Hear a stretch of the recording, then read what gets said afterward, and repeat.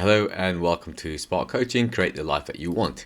Today's episode we're going to look at manifestation, but without all the woo-woo. So most people think that manifestation means wishing hard enough and the universe just delivers. But the real science of manifestation is about how your brain focuses, how emotions shape behavior, and how future self-visualization influences action. So let's get into it.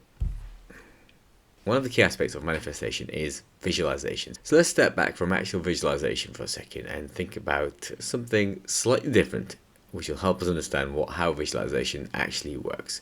So this is something known as frequency illusion, or the Bader-Meinhof phenomenon. When you learn about something or you focus on something, your brain will suddenly notice everywhere. And you might have seen this in your day-to-day life. When you, for example, buy a new car and it's a Honda Civic, all of a sudden the world is full of Honda Civics.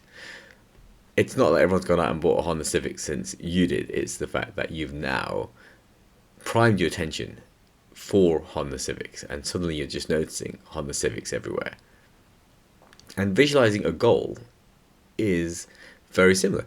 You say to your brain, instead of saying look out for Honda Civic, you're visualizing your goal, and as you visualize your goal, opportunities to reach that goal will come up, or will appear to come up.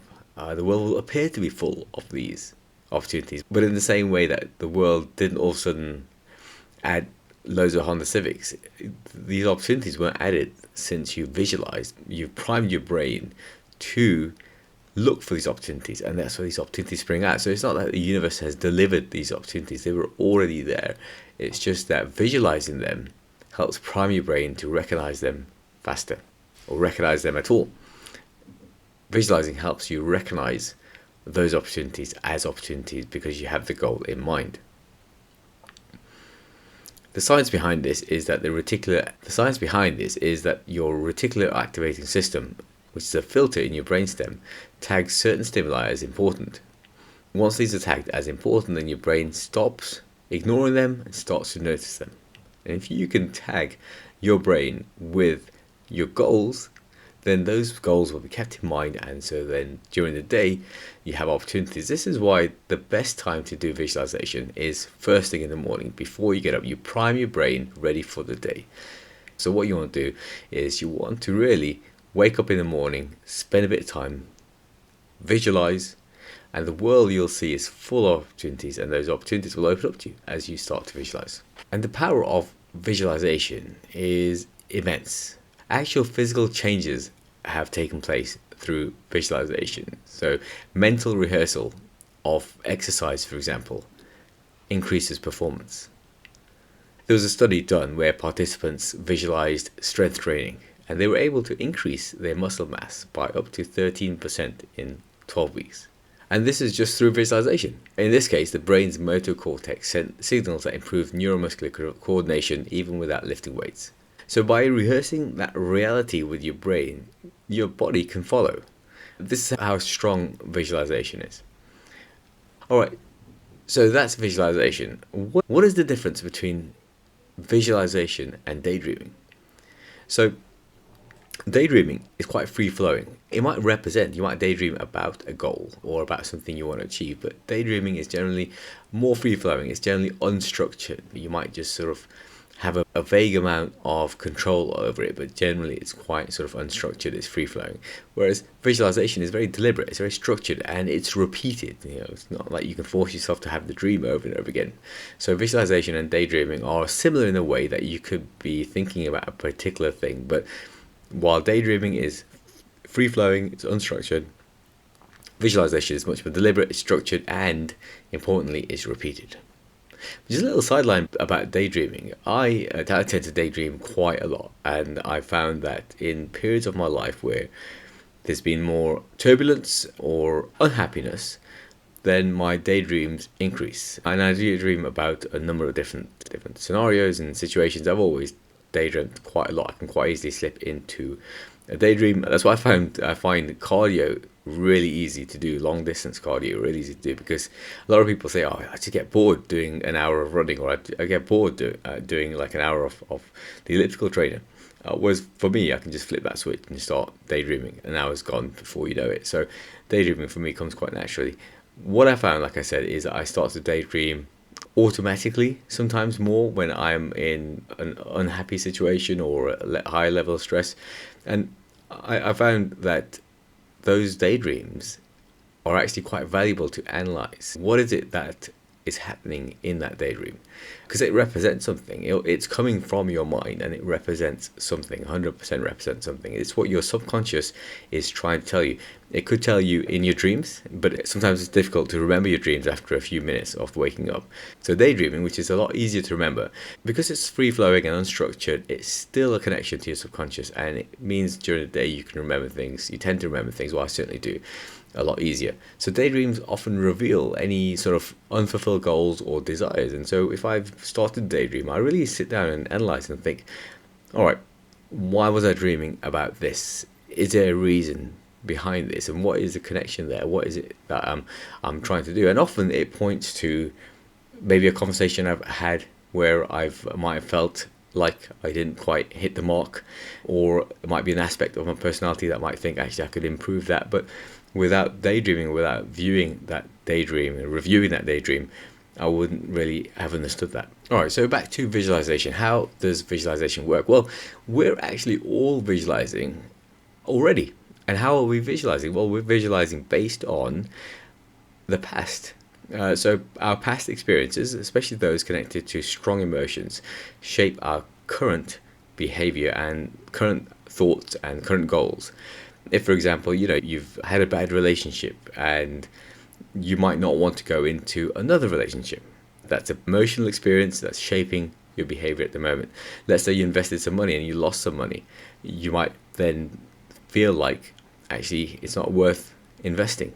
So clearly your past behavior is shaping your current behavior, and that's through visualization. You're visualizing your past events and actualizing them in reality. So visualization helps you break free of that. If you're thinking intensely about the future, if you're visualizing how you're going to be in the future, what you're going to achieve in the future, as if you've already achieved it, and visualize that so vividly that you create an emotional reaction in your brain, that your brain will encode it almost like a real memory. Imagine that. Imagine what would happen then. What would happen then is that you would then be influenced by this emotional future memory that you've created in your brain through visualization. So rather than being locked on a train line, almost on the train tracks from your previous experiences, you now have an opportunity to change the tracks somewhere where you wouldn't go normally, because now you're being influenced by a future memory. So that's an alternative way of thinking about visualization, really, isn't it? Because you're trying to influence yourself at the moment. Because when you try to make a change, what is the biggest thing? What's the biggest thing that's stopping you from making that change? The biggest thing that's stopping you making that change is you, is your past, is your personality, is the character that you are, because it's very difficult to break out of who you are. Through visualization, you can imagine yourself as somebody else, and imagine, like I said, with such intensity that you cause these changes in behavior. So give that a go next time. Try to think about creating an emotional reaction, creating a future memory. So now we looked at what visualization is and some tips on how to make visualization work for you. Let's just have a quick look at the historical roots of visualization, because visualization has gone back for centuries.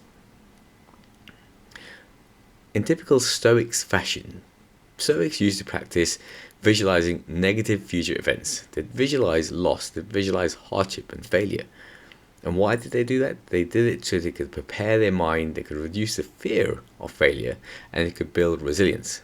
So instead of manifesting success, they manifested setbacks. So again, it's all about preparing the mind in the Stoics' case for that loss, for that hardship, for that failure, helping them to build resilience. Something I've talked about previously, Hermeticism. Its core principle, as within, so without, is the idea that the mind reflects and influences the universe. Hermeticism is seen as a bit of a precursor to manifesting and the modern version of manifesting, because essentially Hermeticism is manifesting. I believe they call it mental alchemy. You would have heard alchemy before as turning lead into gold. Well, mental alchemy is turning your thoughts into reality.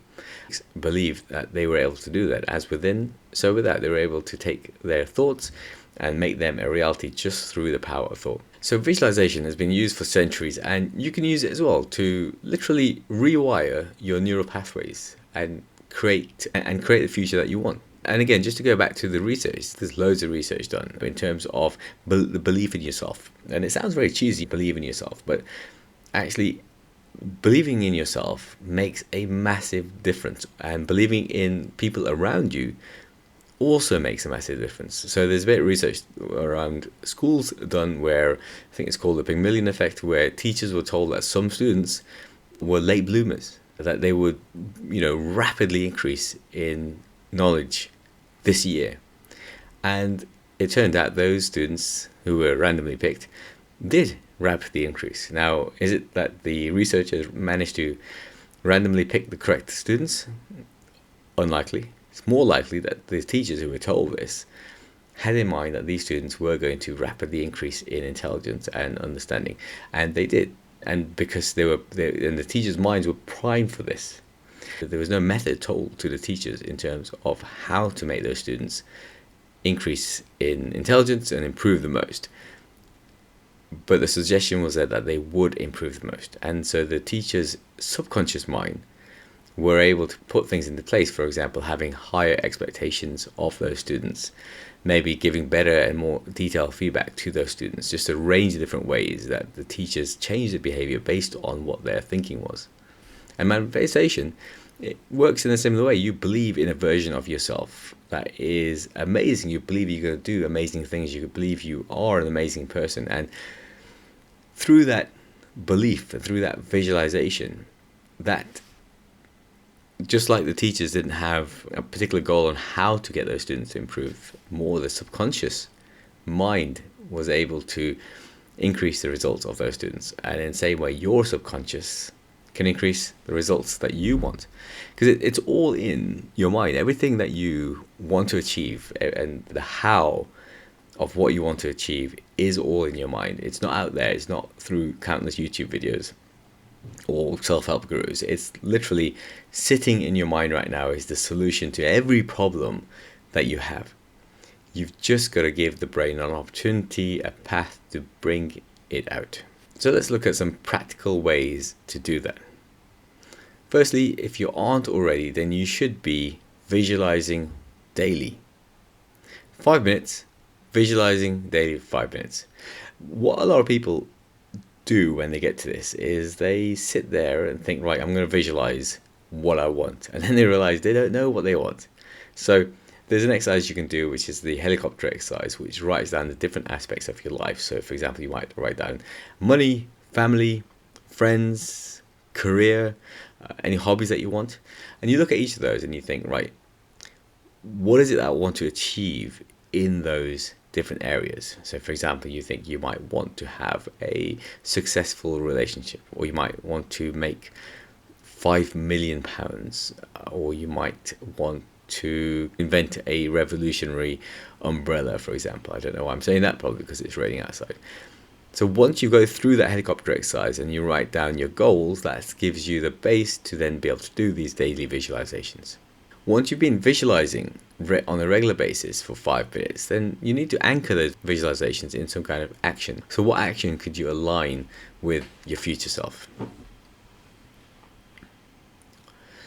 And again, in that whole process of convincing yourself of the reality of this, is you need to track those micro wins, because a lot of times we ignore those little steps we take to a massive, massive win. But those little steps, those little wins, is that proof the alignment is working. It reinforces the belief. And at the end of the week, you might do it on a Sunday night or Sunday morning, maybe do a review. Think about the week. Think about how it went. Think about any opportunities that came your way that you realize in retrospect that you missed. And again, that's not to beat yourself up over it. That's to think about it, to remember it, to think, okay, this next week, this coming week, opportunities. I've got to keep my mind open to opportunities. Just like the Honda Civics at the start, you've got to keep yourself open to opportunities.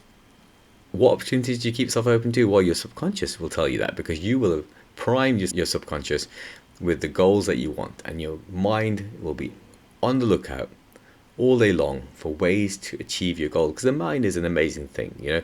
You give it a problem, you don't even have to think about the problem necessarily. You can go away, go about your business, spend your day doing something else, come back to the problem, and you'll have an answer.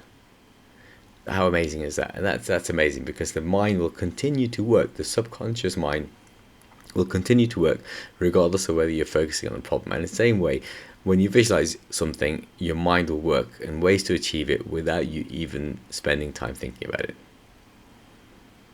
So there we have it. Manifestation isn't magic. It's just wiring your brain to focus on what matters, emotionally rehearsing a future that you want, and then aligning your actions with it. It's not woo-woo, that's clear, that's solid psychology, neuroscience, and indeed thousands of years of human practice. Alright, I hope you enjoyed that episode. If you did, make sure you click subscribe, and make sure you tell your friends about this. Get them to subscribe as well, have a listen. That's the only way I can spread my message. Alright, thank you very much, and I'll see you next time.